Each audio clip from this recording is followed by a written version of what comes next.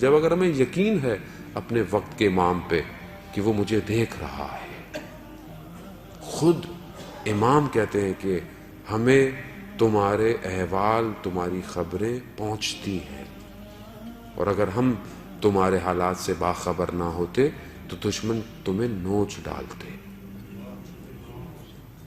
جانے ہمارے اعمال امام کی خدمت میں بعض جگہوں پہ ہفتے میں 2 دفعہ ہیں، بعض جگہ ہفتے میں 1 دفعہ ہیں، مگر کیا مجھے اس بات پہ یقین ہے؟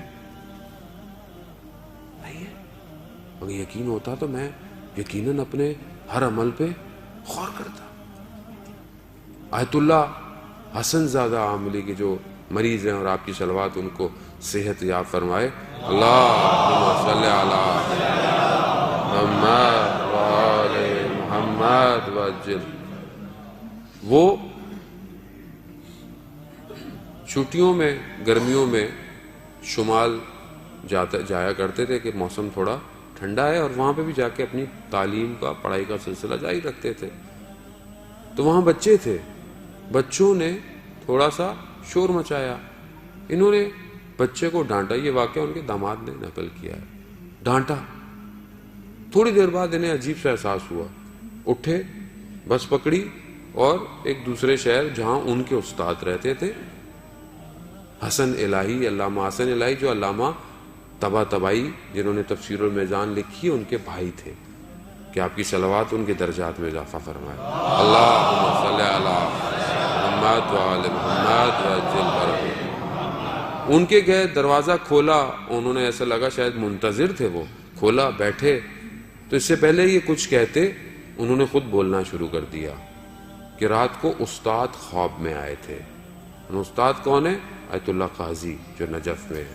کہ استاد خواب میں آئے تھے اور انہوں نے کہا کہ حسن زادے سے کہو کیا اس طرح امام کا انتظار کر رہا ہے. کیا کیا تھا؟ بچوں کو ڈانٹا تھا. ایک مرجے، ایک آیت اللہ کا ڈانٹنا اور میرے ڈانٹنے میں زمین آسمان کا فرق ہے. مگر اس عمل پر بھی اتنا زیادہ کلوز زوم کر کے انہیں دیکھا جا رہا ہے. اس طرح امام کا انتظار کریں. تو ہم تو مسئلہ ہے کہ اتنے زیادہ ریلیکس ہیں کہ ہمیں کوئی ٹینشن نہیں. عزیزان محترم، زمانہ بہت تیزی سے آخر کی طرف بڑھ رہا ہے، اور میں اس لیے بہرحال ہر وقت ہماری مجبوری بھی ہے اور ضروری بھی ہے، اور گفتگو ہوتی بھی نہیں ہے. کیا کرے؟ وقت کا امام اکیلا منتظر اور ہم لوگ کوئی اور باتیں کریں. یعنی خود یہ آپ توقع کر سکتے ہیں اپنے آپ سے کہ کسی کی نگاہ ہم پر ہر وقت ہو اور ہم کوئی اور باتیں کریں بیٹھ کے؟